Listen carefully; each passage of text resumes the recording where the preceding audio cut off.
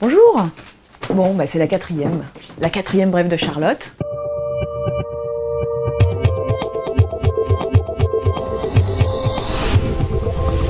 Les 11 et 18 juin prochains, il y a une élection législative.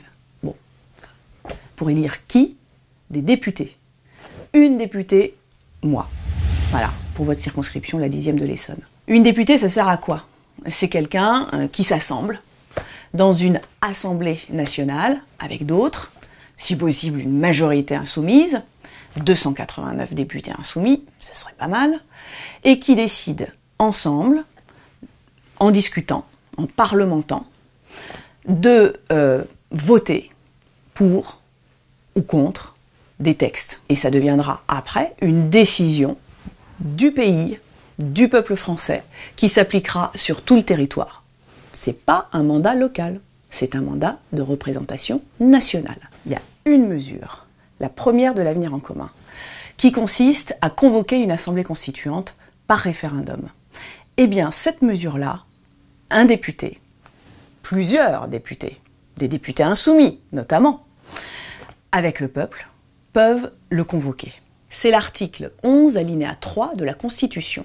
Qu'est-ce qu'il faut pour réunir, pour convoquer un référendum dont le but sera de dire oui à une assemblée constituante pour changer de constitution. Parce que la 5e, ça va. Il s'agit de ce qu'on appelle le référendum d'initiative partagée. Un certain nombre de parlementaires, 185, sont porteurs d'une proposition de loi visant à convoquer une assemblée constituante. Et cette proposition-là, elle fera l'objet d'un référendum à condition que cette proposition soit soutenue non seulement par les parlementaires, mais aussi par 10% du corps électoral, c'est-à-dire 4,5 millions de personnes.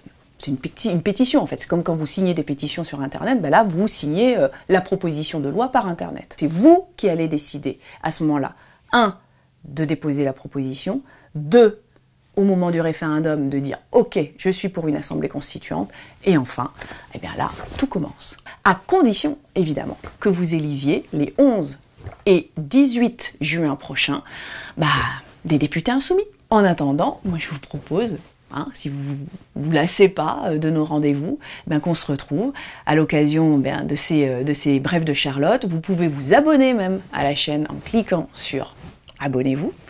Et vous pouvez aussi même être prévenu en avant-première de la prochaine brève de Charlotte que tout le monde attend. Et là, vous cliquez sur la petite cloche qui est juste à côté le bouton abonnez-vous. Allez, à bientôt, à la prochaine.